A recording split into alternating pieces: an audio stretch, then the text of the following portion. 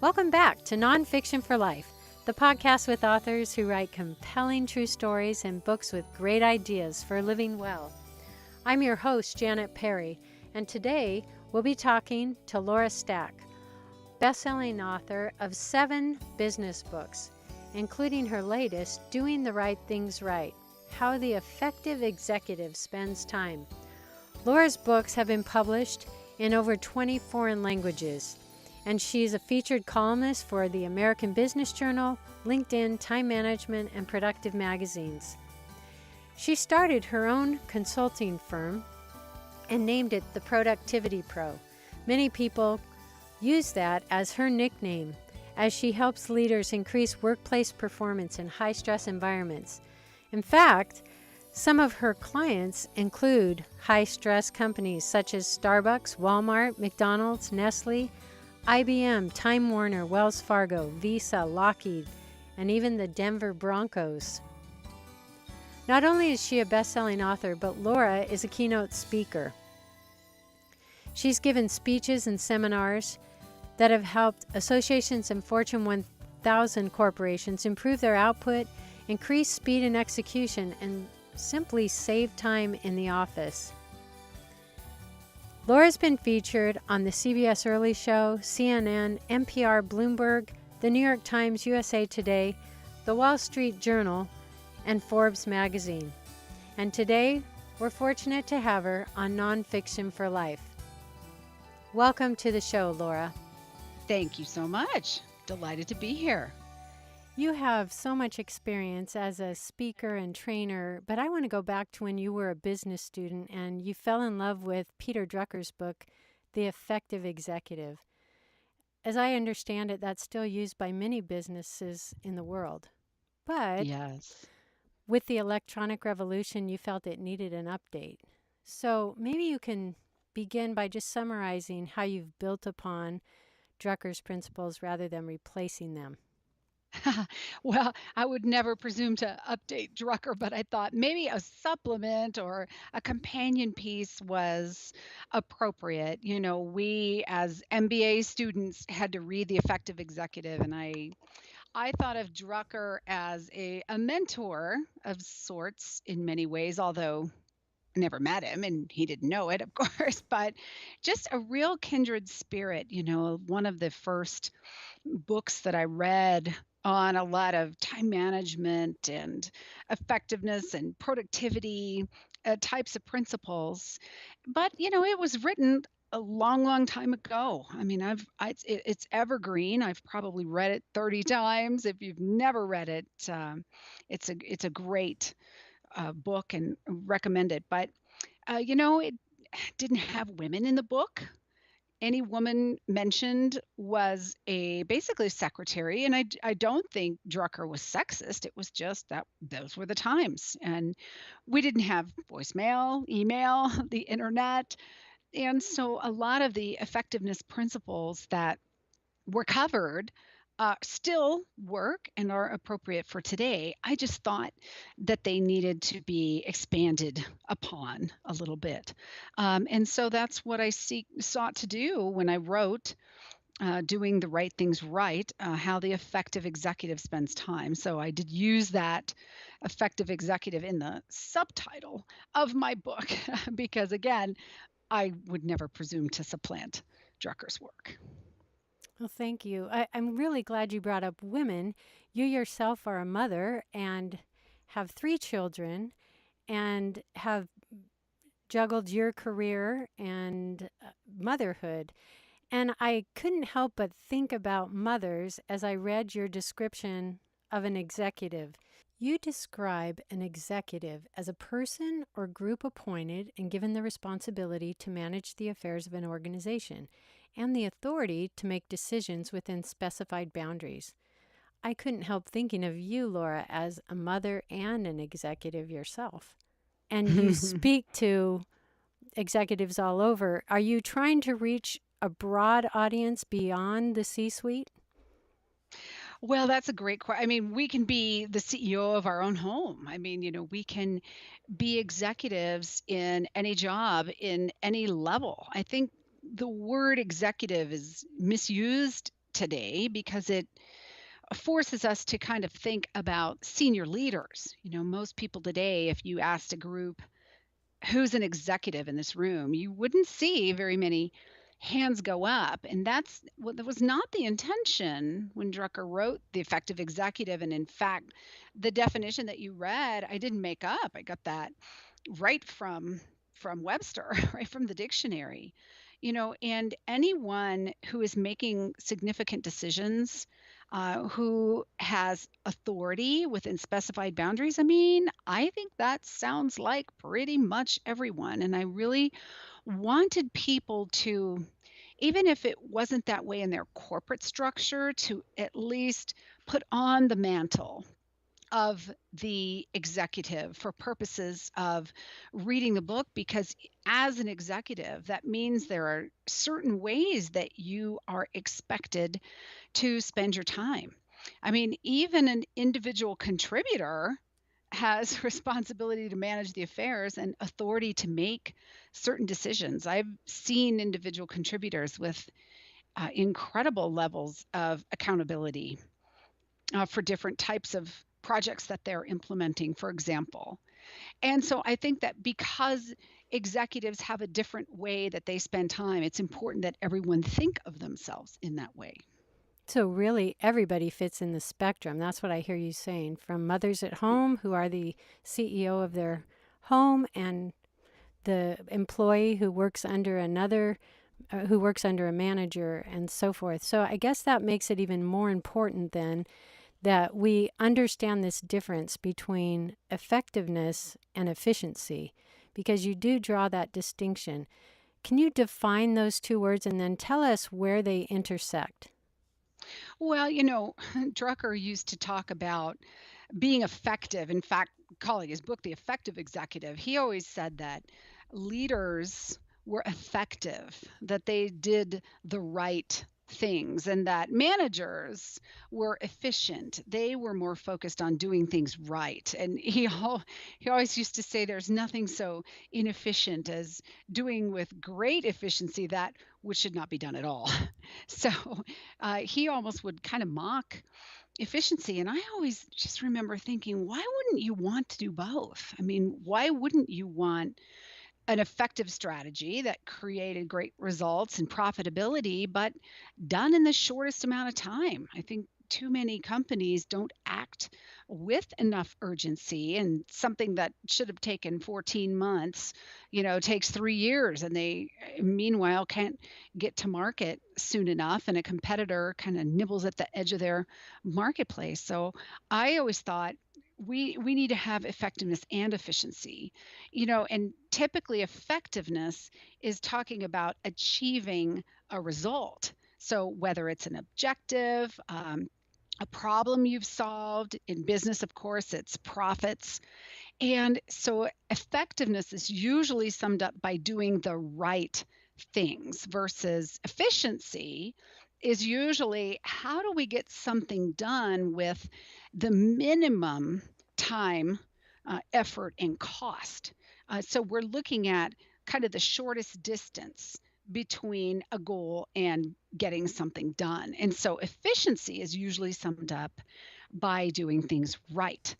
And so that's why I called the book Doing the Right Things Right. Because I think, yes, we want the most profitable distance between a goal and a check mark, but we also want the most efficient means to get there. And I think that it's important that we focus on both. You can be effective and very inefficient. You can have a meeting that goes on for 4 hours. Well, maybe it accomplished the goals and we made the decisions and it had the expected outcomes, but it was incredibly inefficient.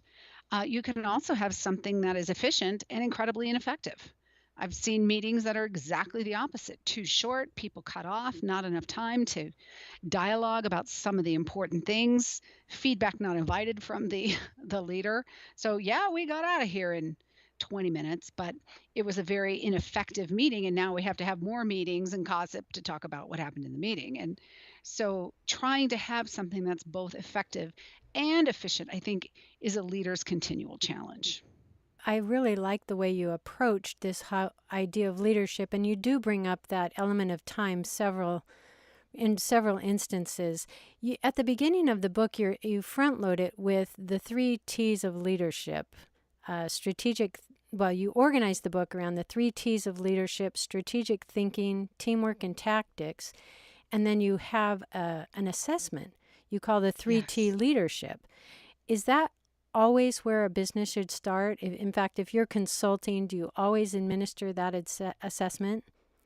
No, no. I mean, it really depends what I'm brought in to do. The three T's are the places where effective executives spend time, the subtitle of the book. Every executive has to spend time in strategic thinking types of roles. Every executive has to spend time with his or her team, and every executive has tactical responsibilities. And so that's why I called those the three T's. And if the client is having a leadership group and issues around where their executives are spending time, then certainly I could administer this assessment. And it's the same one that's in the book, but we're able to send out a custom link that they can send to the group. That way we can pull the results down in the back end for just that group of people rather than the massive database of everybody who's taken the book or taken the test.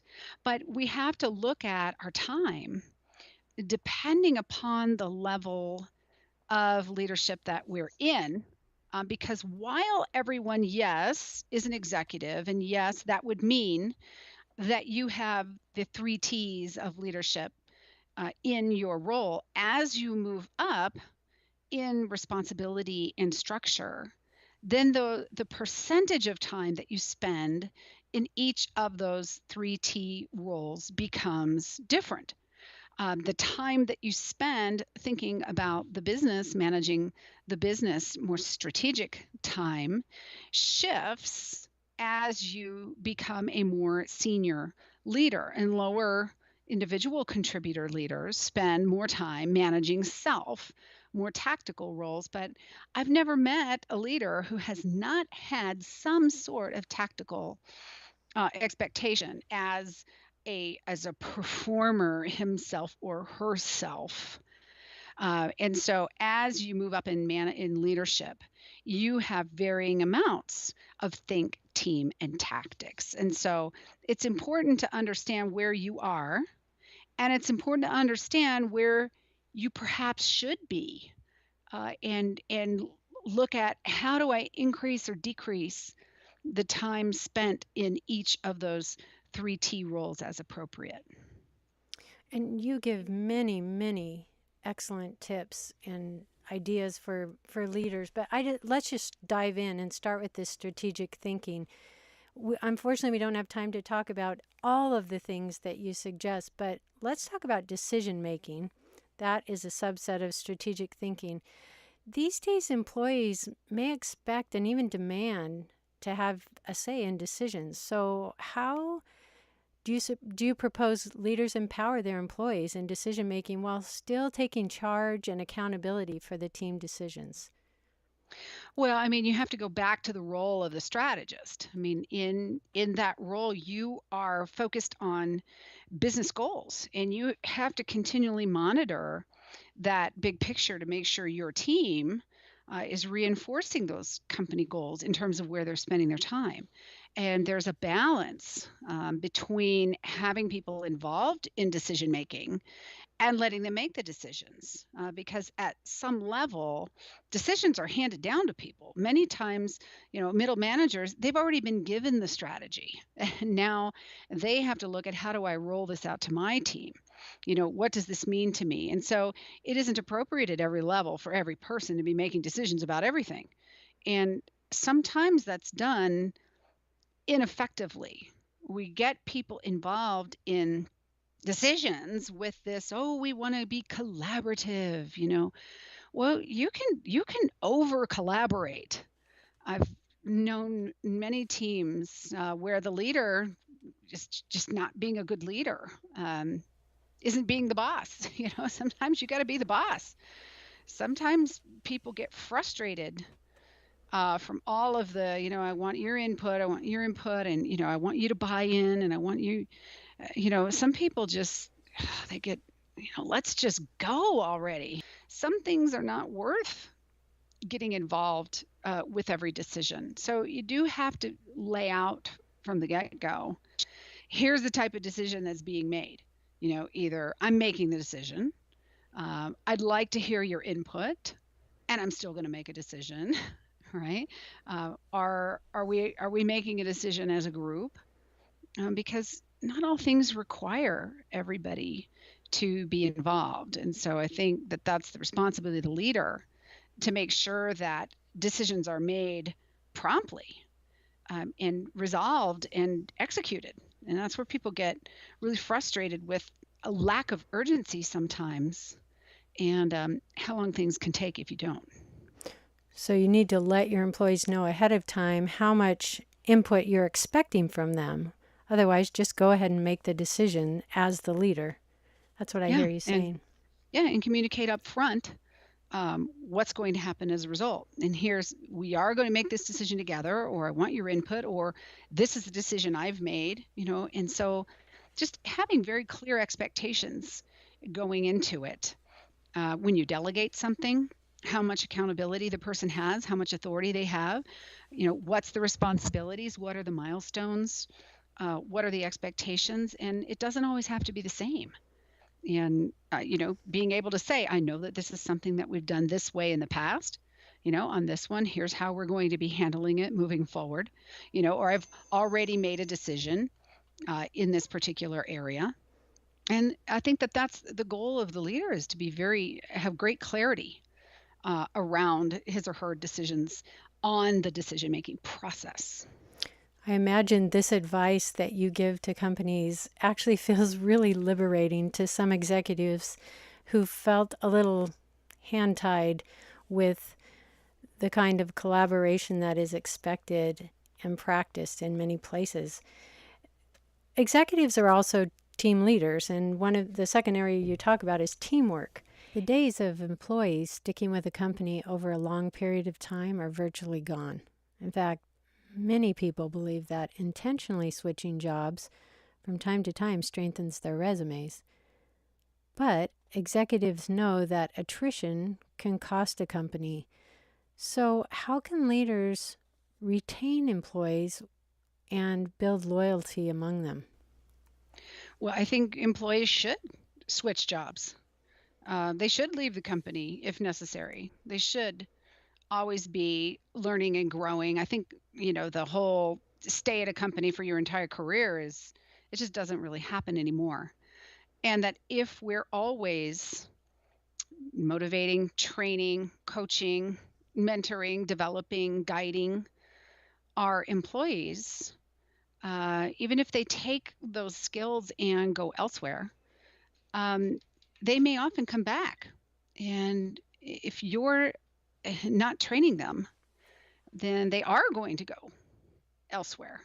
But the more you look at that as your obligation to mentor and coach and spend time with that person, developing them for another organization, they are going to appreciate all of that you've done.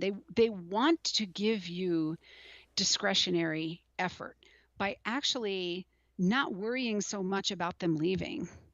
And if you did that, then you just wouldn't develop them.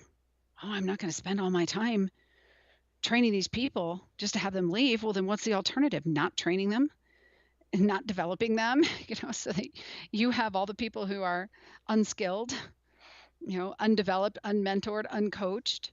And so you do have to let that go. You do have to let go of the possibility that, yes, they may go somewhere else. And yes, you may go somewhere else. I think, if you're so irreplaceable, then you can't be promoted. No one else can move into your job. If you never train people to take over your job and not be paranoid, territorial, then you can't move. You can't be promoted. So you should always be looking at, how do you coach someone into their next role, whether it's at your company or another one.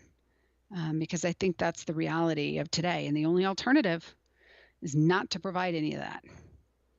So it sounds like what you're saying is you really need to trust individuals, trust them with opportunities and training and let them make their decisions. But you're also saying that that will build stronger teams because you do need, while they are with you, you need strong teams. And as you give them that trust, they will want to work for you and work harder.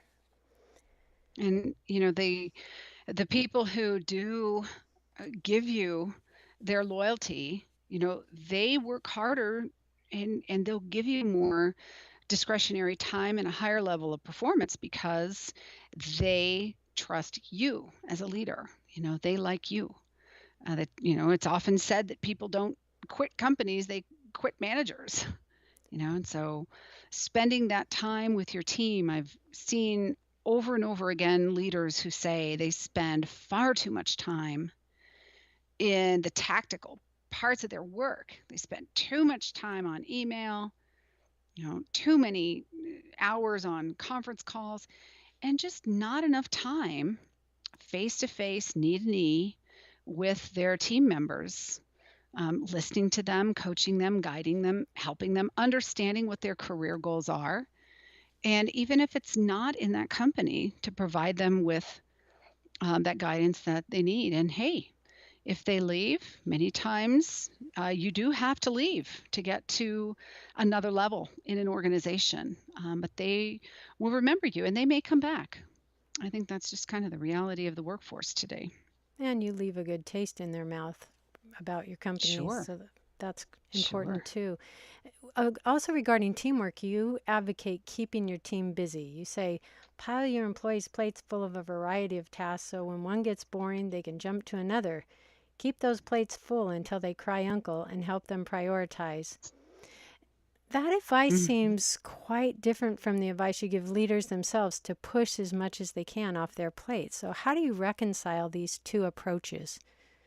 Well, it depends what they're doing, of course. As a leader, you should not be doing the things that other people lower in your team can be doing at a more effective or less expensive rate. A CEO being paid, hundreds of thousands of dollars a year should not be typing up meeting minutes. There's all kinds of things that you could be doing, but you've got to continue to push down the things that you are not uniquely capable and qualified to do to other team members. There's a tendency of leaders to say, "Oh, I can't give it to so and so. They're already so busy," or they'll mess it up.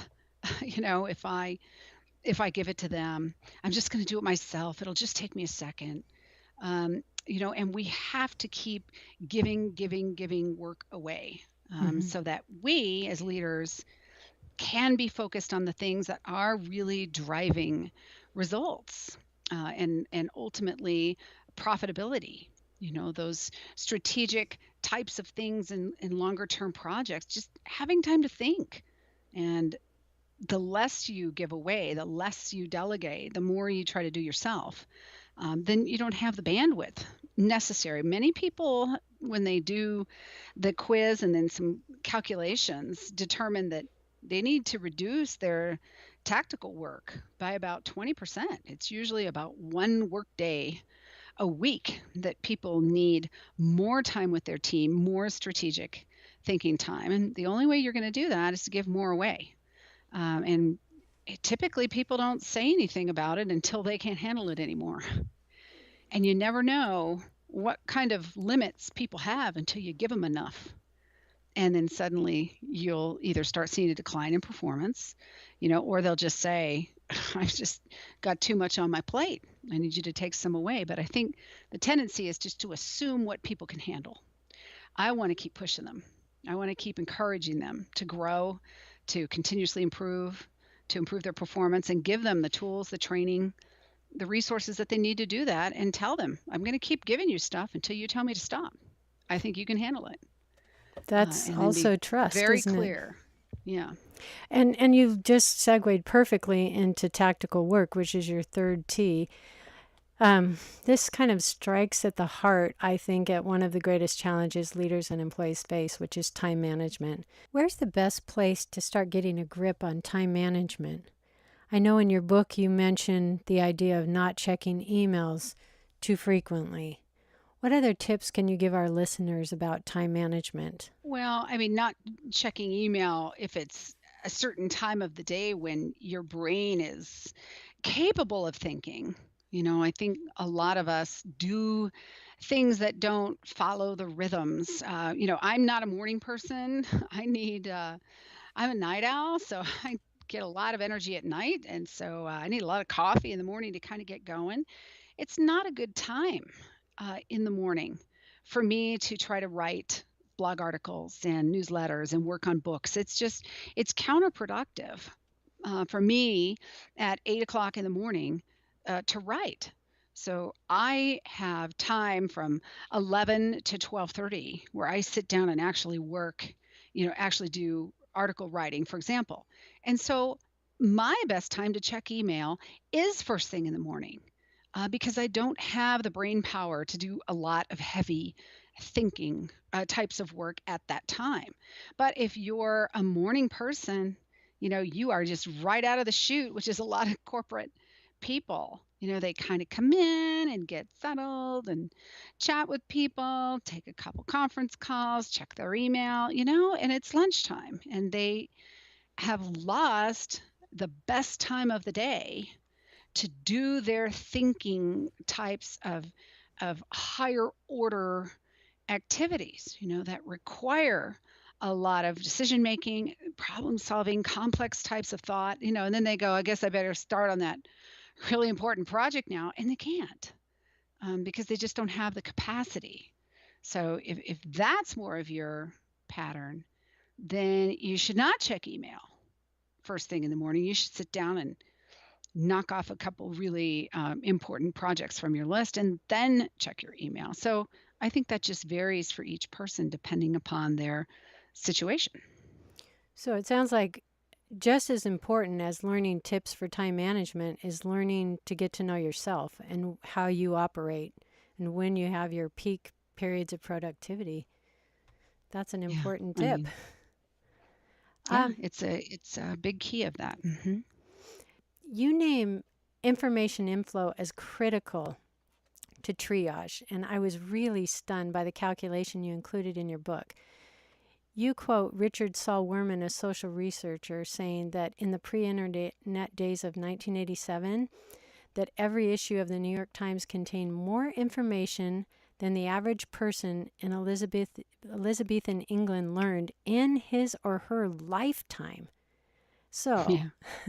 this challenge isn't only specific to executives. We all are on information overload. So, I know you have lots of good ideas for technology. Maybe you can just share a few of those.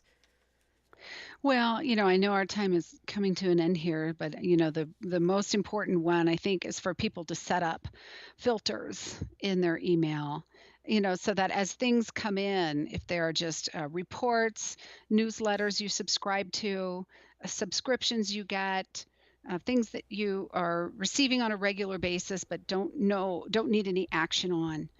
Most people haven't really figured out how to use their technology correctly and to spend some time looking at things like rules so that those incoming emails are already being filtered into folders so that you're not having to actually open them, read them, look at them, manually file them. There's a lot of stuff that just sits there in people's inboxes because they don't have the time to file it. They don't unsubscribe from lists. They read something and don't delete it. They're not taking action on things immediately. They don't have a good follow up system. And so taking some time to really understand your technology will help deal with a lot of that sense of overload. Yeah, that's great. And a lot of us just don't take advantage of really easy things that are almost given to us to organize our technology. Well, thank you for your time. Before we go, maybe you can just tell us one thing, and that is what are the key indicators that show executives are on the right track? There's a lot of executives out there who are trying really hard, and they're trying to apply many of these principles that you purport, but how do they know they're doing things well? Well, I mean, with the book I wrote, the way you would do it is take the assessment, and then take it again in 6 weeks, take it again in 3 months, take it again in 6 months, and see if the indicators are going into the right direction, and see how your time is shifting. If you're spending far too much tactical time, and you take some steps, for example, to handle information overload and get organized, or use the technology appropriately, and you're able to decrease that time and increase more time on your team and increase more time to think because you're maybe planning your day better and working around your energy levels, you'll see that. In your scores. I think ultimately you're the only one who's going to know whether or not you're on the right track. And of course, you should see it in feedback and performance reviews, and talking with your boss, your best customer. And I think internally we have a compass too, where we feel a greater sense of satisfaction, instead of this nagging sense of, oh, what is wrong with me? Why can't I get with it? And as with anything, the trick is self-awareness. That's why the assessment's really great. And then taking one thing at a time, and plugging up some of those weaknesses and working on purposefully to overcome some of those and getting better all the time. Great. Thank you so much, Laura. We appreciate you being with us today. My pleasure. Thank you for asking me to be on your show. I appreciate it.